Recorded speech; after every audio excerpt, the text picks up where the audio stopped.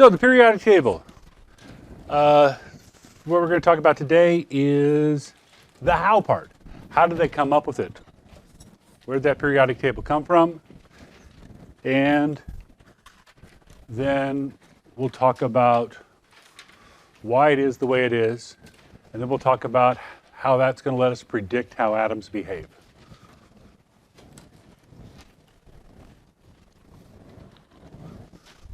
Because that's the one thing that Bohr and Schrodinger's model did that other ones didn't. It could start explaining reactivity, why chemicals react the way they do.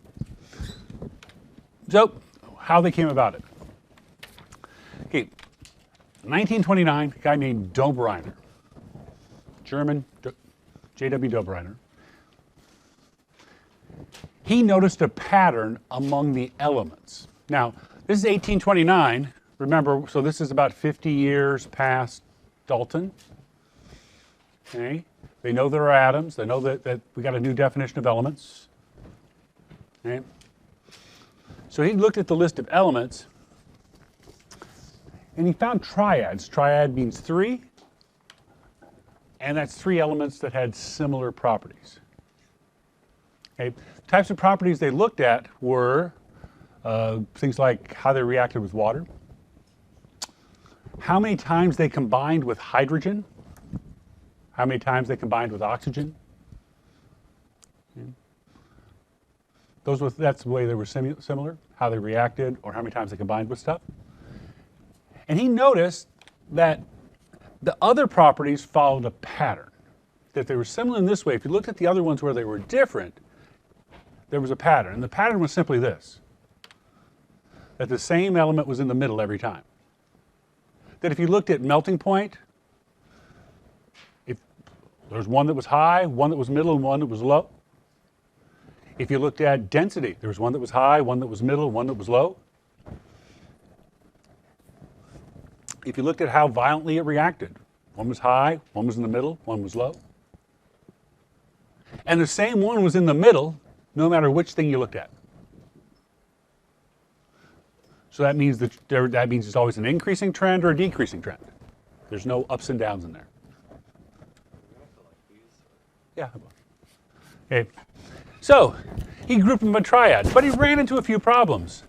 This was 1829. 1829 ran into a few problems. One was that not all the elements had triads. If they don't all have triads, something else has got to be going on. So what they're doing is pattern recognition. Okay, there's a pattern out there, and they're trying to figure out what patterns do. Now, that's what people do. That's our goal. That's our goal, is to find patterns and then follow them. Okay. But not only had triads, then you find a fourth one that's similar to the other three. How can you have four elements in a triad? See, so he wasn't very good. It didn't work very well. Okay, then your book talks about Cannizzaro. Cannizzaro tried, and it didn't work. Okay, law of octaves. It's like chemistry's like music. Okay. So the person that's given credit for this is Dmitry Mendeleev.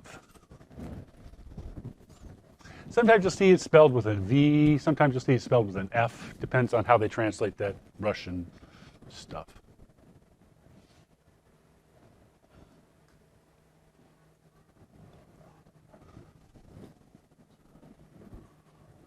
Okay. And he taught chemistry at the University of Moscow University. Okay, and this was during a time when Peter the Great was trying to make Russia a big European country.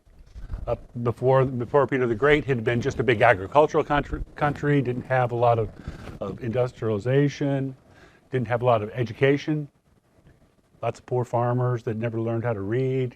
Okay? And he says, no, we're going to make it a real European country. So he built a university, and Mendeleev is supposed to teach chemistry. So to teach chemistry, you have to write a textbook. Okay? So when he was trying to write his textbook, one of the things he could use was that they now had good masses for elements. Okay? That they knew which was the lightest element, which was the heaviest element. They called it relative masses. They didn't put a gram number on it, but they knew that this one was 8 times heavier than that one. Okay? So the atomic masses were known, so he wrote them down in order of increasing atomic mass. You're going to make a book, you got to tell people about the elements we're going to use, you're going to make a table. One way of organizing the table, there's lots of ways. You could do it in alphabetical order. Alphabetical order didn't give him any information. But he put it in order of increasing atomic mass. Lightest one first, heaviest one last. And what he found was, he found a pattern of repeating properties.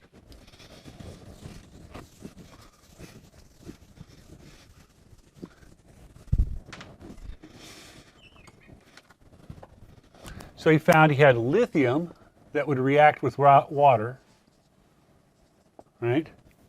And it was 2 hydrogens, it was 1 hydrogen for every lithium, okay?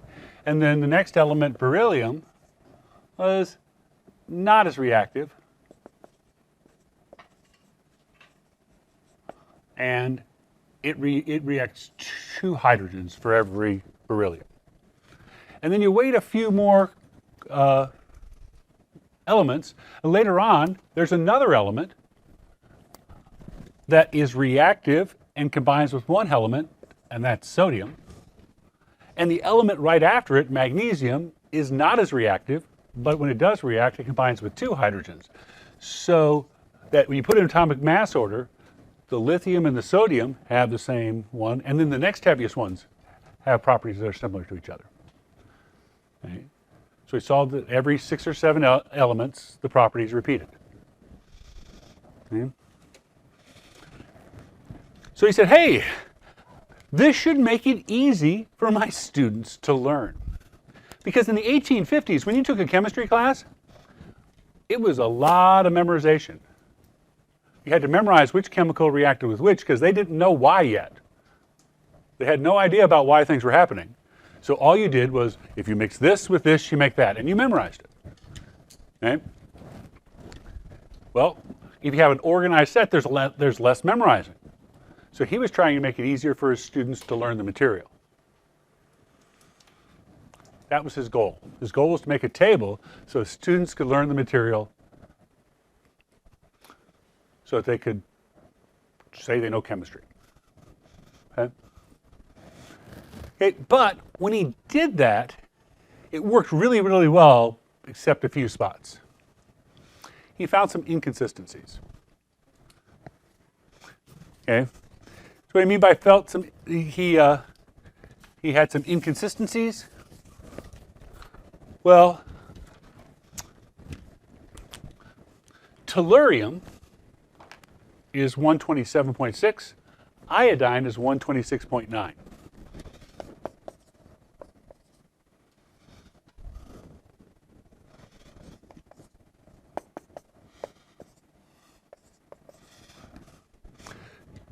Okay.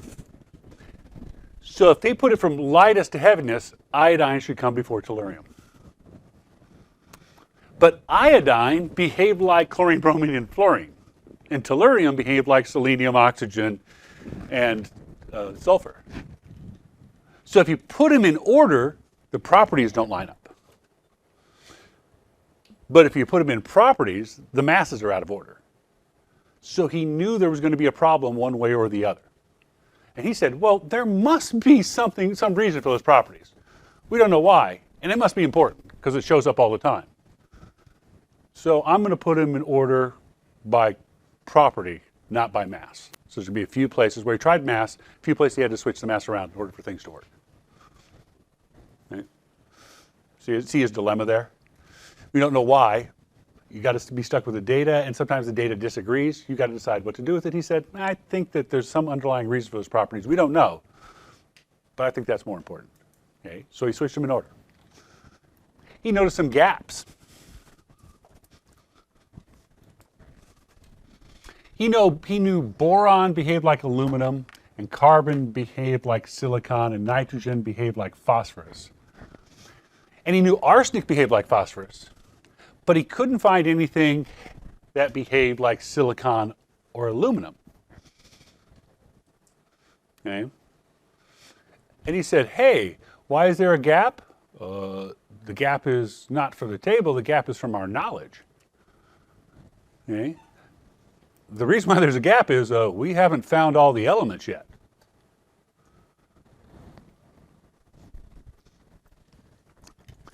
Okay? So he knows that he predicted that there were missing elements. And not only did he predict what they were, he predicted how they would behave. Okay? He predicted how they'd behave. He says it should react with this time many times with hydrogen. It should be this dense. It should melt at this temperature. And so he predicted the properties, and it made them easier to find. Because if you know what to look for, if you want something that looks like aluminum, you should look in the kind of places that aluminum shows up. If you're looking for something that behaves like silicon, you should look at the kind of places silicon shows up. Now, I'm talking about this as Dmitry Mendeleev, but at the exact same time, in Germany, a scientist named Lothar Meyer made exactly the same table. He didn't copy. They were completely separate because Russia wasn't really good at talking to Europe at the time, so they didn't copy each other. But they got exactly the same table. And that's because they reached a point, they finally had enough elements where you could see the pattern. You had to find enough elements before you could see a pattern in the elements. Now, if you only got one or two, it's hard to see a pattern. So Meyer saw the same pattern that Mendeleev saw. But your book doesn't give credit to Meyer, even though he made exactly the same thing at exactly the same time. And here's why. Hey. It has to do with a Frenchman named Lecoq. Lecoq said, I have found a new element, and I'm going to name it after France. But I'm going to use the Latin name of France, which was Gaul, and I'm going to call it gallium. Okay? And he published this paper. He isolated gallium. He saw the shiny silvery metal that with a low melting point melts in your hands. It's really pretty cool. Okay? But he published this paper. He's the only person in the world who has ever seen pure gallium. Mendeleev reads this paper and writes back, said, congratulations, I knew there was an element there. You got the density wrong.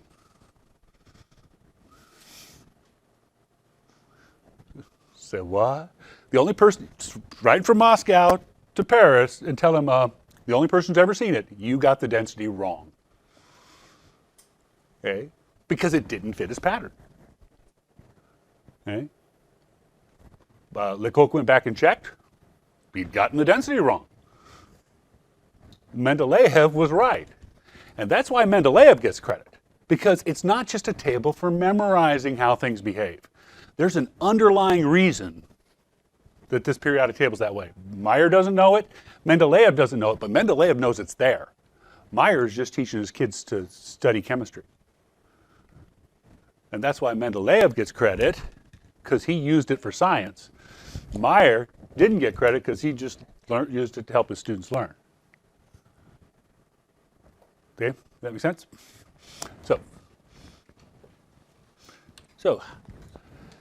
So he put elements in columns by similar properties.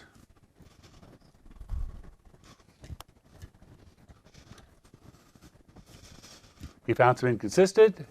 Yep. Okay. Modern table.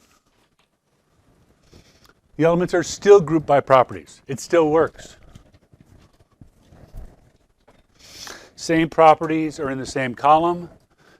And I was going to say vertical column, but vertical column is redundant.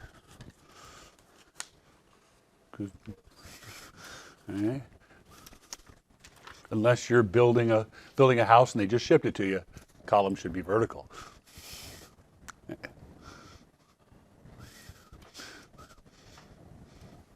Okay. But they took it out of order. They changed the order. Instead of doing atomic mass, they did it by atomic number.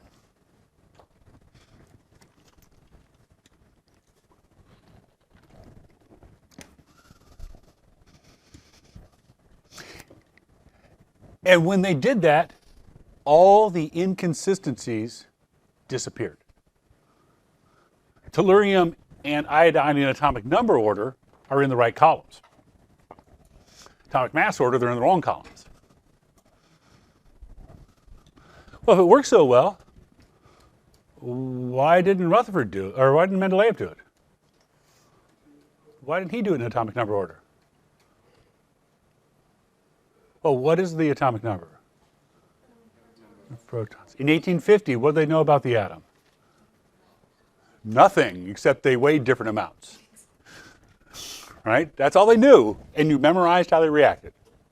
So they didn't know about atomic numbers, so they couldn't put an atomic number order. So you find out there's protons in the 1920s, you can't do it that way. Okay? We added an entire column that Mendeleev left off. 18. Okay. Okay. So the noble gases weren't found because the way they looked for elements was to take something apart and see what it was made of. Okay. Take it apart, see what it's made of. And if you know what the parts are, it's uninteresting, throw it away. If you don't know what the part is, try to tear it apart. If it tears apart and you know what one piece is, throw it away. If you don't know what that other piece is, try to tear it apart. And you get to the point where you can't tear it apart anymore, then it's an element. The only way you can change it is by making it heavier, by adding things to it. That tells you it's an element. Well, that technique is not going to find the noble gases because they don't react with anything. So the first noble gas they discovered was helium, but they had no idea how much it weighed because it was only on the sun. Okay? So in the early 1900s, let me close this door back here. In the early 1900s,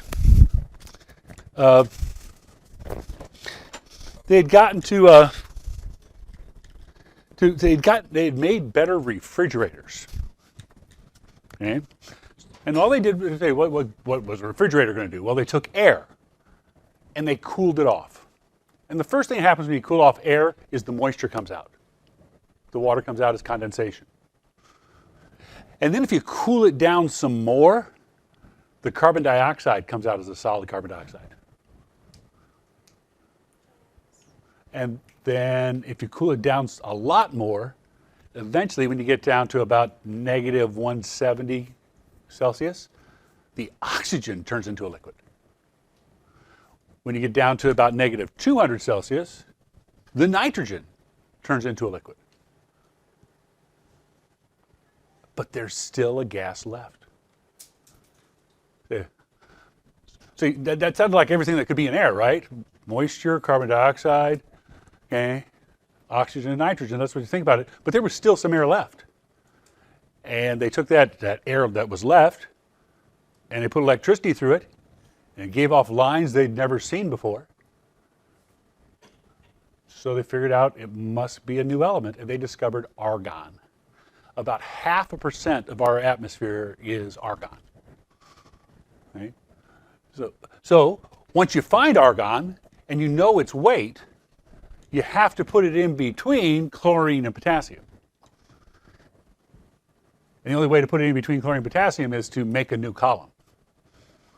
And once you make a new column, now you know what to look for. You now have a whole bunch of other elements to look for. Okay? So their technique of finding elements wouldn't have found the noble gases. They needed new techniques to find the noble gases. Okay. So, parts of the table. The horizontal rows are periods. Horizontal row, again, redundant. Rows are horizontal.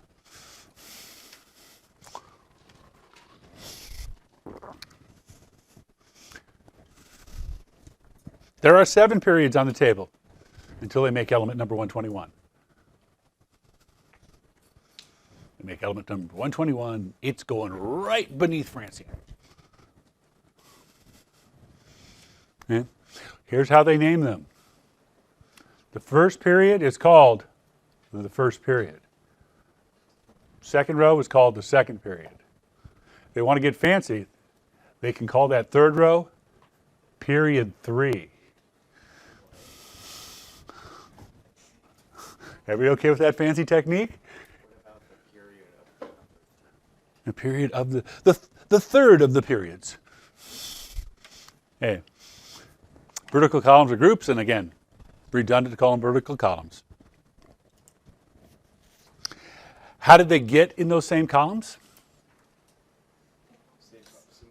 Similar properties. Okay. Got some bad news for you. Here's the bad news. The bad news is about the other name for groups. The other name for them is family. That means you're destined to be like your family. You're going to have similar properties.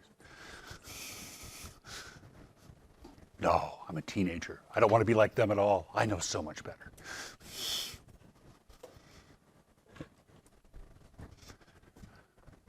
Okay.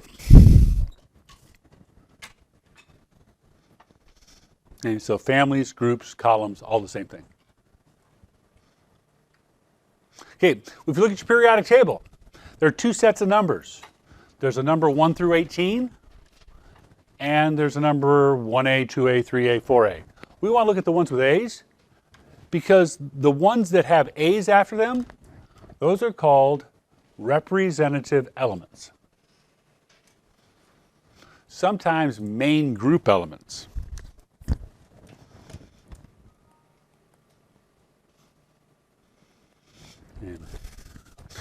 And what's represented in those elements is the patterns.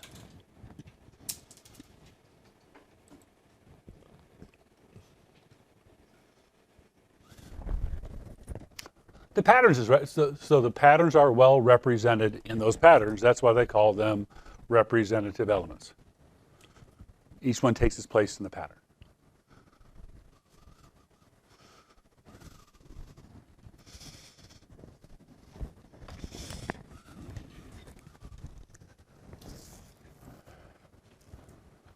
So, what is the symbol of the element in period 3, group 4A?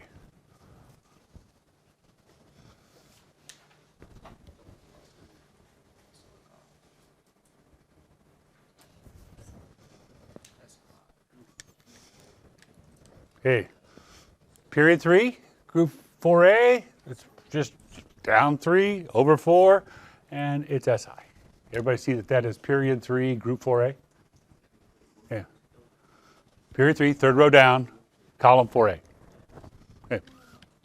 Now, there are other systems. Like I say, yours numbers it from 1 to 18. And I actually had to change mine because it had Roman numerals with A's and B's. Okay.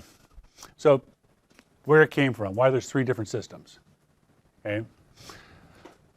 This, with the Roman numerals in the letters, that was the Soviet Union. 1A, that was Europe and the United States, East versus West. It's really what it was. It was about East versus West, communism versus non-communism.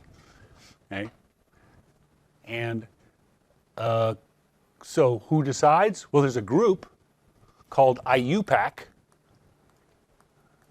that decides.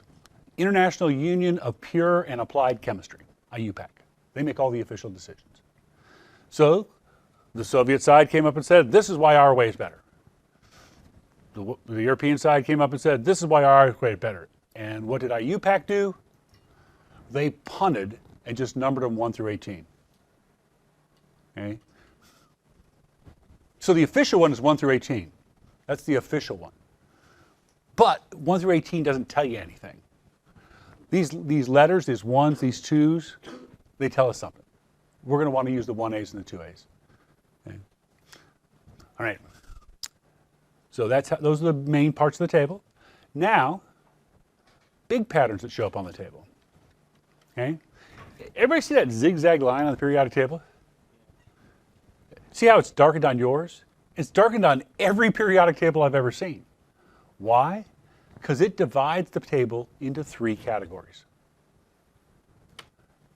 The things on the left-hand side of the zigzag line, not touching the zigzag line, are metals. And the only exception to that, not touching the zigzag line right there, is aluminum. Because if somebody asked you what aluminum was, what would you say? It's a metal. Okay? But everything on the left-hand side of the zigzag line, not touching the zigzag line, is a metal. What's a metal? Metals are shiny. They have a shiny luster. Luster is what they look like. Did you know metals were shiny?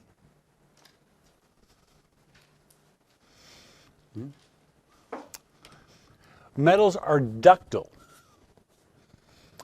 or ductile depending who you talk to. That what it means is, it says drawn into wires. That means the way they make wire is they take a piece of metal and they pull. And it stretches just like taffy. You just have to pull a lot harder. That's how you make wire, is you stretch metal. And metals can all do this. Okay? Most wires are made out of copper, right? Most electrical wires are made out of copper. Okay. But so if you pull hard, they stretch, just like taffy. Okay? That's ductile, which for us, what it really means is they stretch before they break. It gets thinner in the middle before it breaks. Okay? They're also malleable. Malleable means they can be hammered into thin sheets. The reason why Rutherford picked gold foil was because it was the most malleable metal. He could make the thinnest sheets of gold foil. I see the word malleable and I see mallet there. Okay? Hammered into shape. If you look it up, that's what it's going to say. But what does it look like? What it looks like is it dents before it breaks. That if you hit it with something, it's going to dent before it breaks. Okay? And metals do that. Glass doesn't do that. Ever dented glass? No. So those are two identifying characteristics. The third one is that they're good conductors of heat and electricity. They don't make the heat, they don't make the electricity, but they're good conductors. That's why we use copper for our wires. Copper's a great conductor. Glass is too solid for it to be Okay. Never leave the spoon in the pan while you're cooking.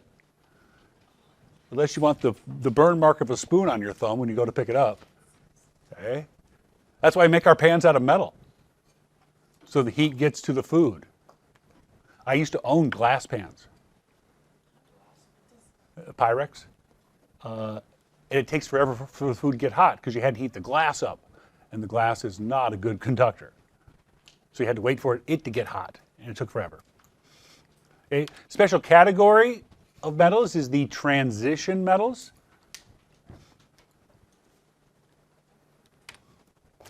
They're the ones in the group B.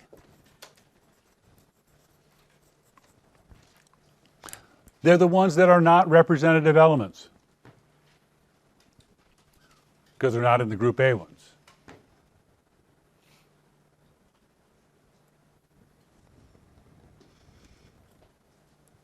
Okay with that? Okay, now we're going to go with the obvious.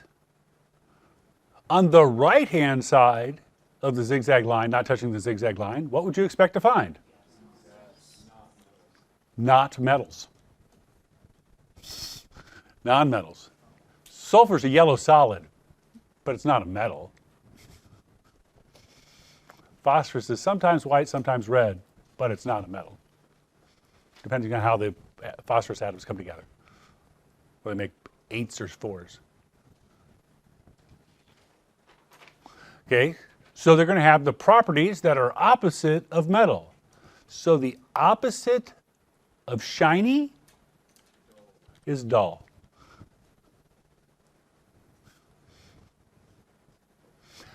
The opposite of both malleable and ductile. You would say breakable, actually the word we use is brittle.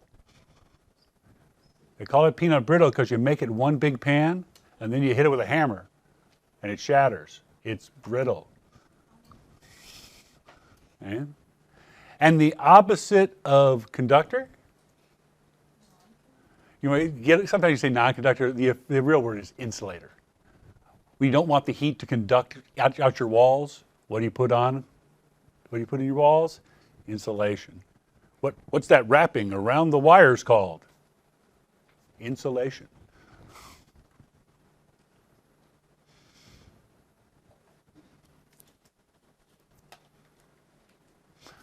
Okay. And the ones touching the zigzag line. Depends on who you ask. Some people call them metalloids, other people call them semi-metals.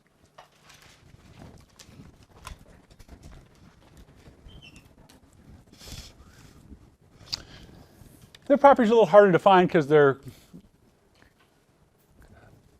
I say of both, it's really in between.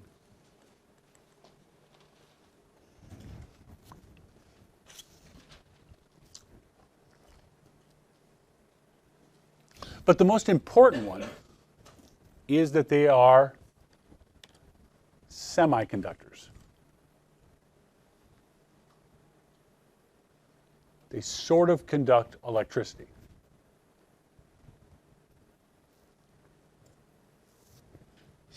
So we just said that this right here was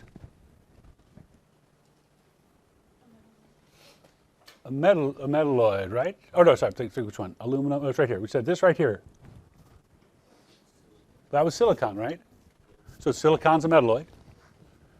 They named a whole valley. Okay, actually, that's not its official name. They called it Silicon Valley because it had silicon in it.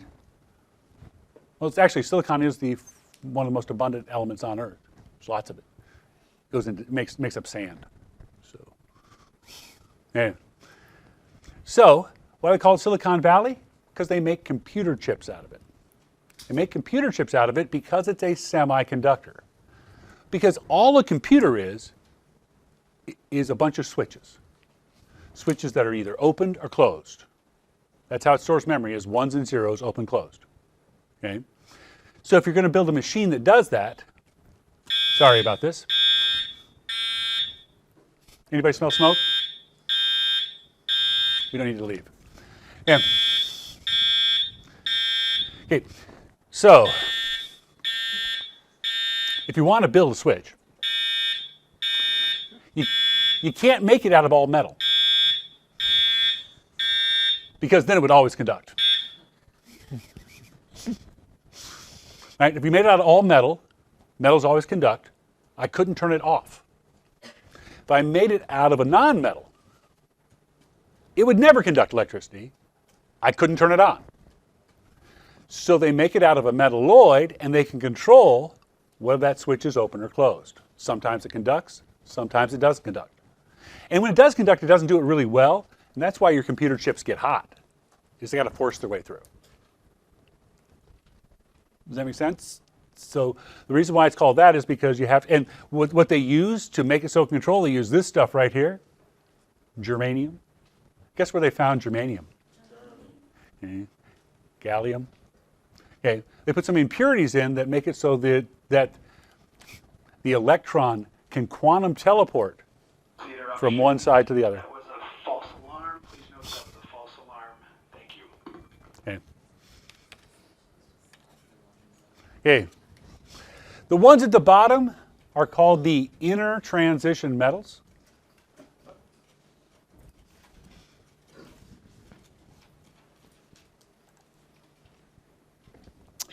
They belong right there. Well, why don't they just put them there? Why don't they just stick them in there where they belong? Because if they did, that's what your periodic table would look like. And this stuff down here, we rarely use. So that's why they took it out and put it at the bottom. Okay. Hey, the colored columns have names. Group 1A is the alkali metals.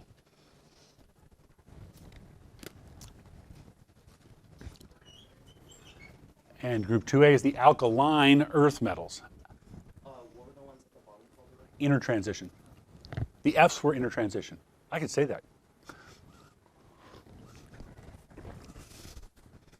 Okay, alkali or alkaline means base because these turn into bases when you put them into water. Okay. So alkali metals, alkaline earth metals. Group 7A is called the halogens, way over at the other end. And group 8A is the noble gases.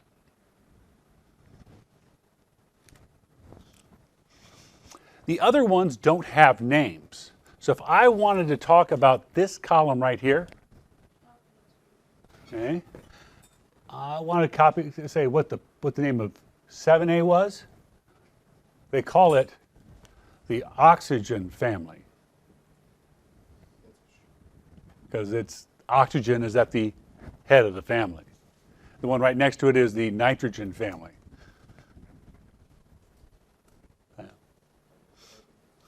Okay, so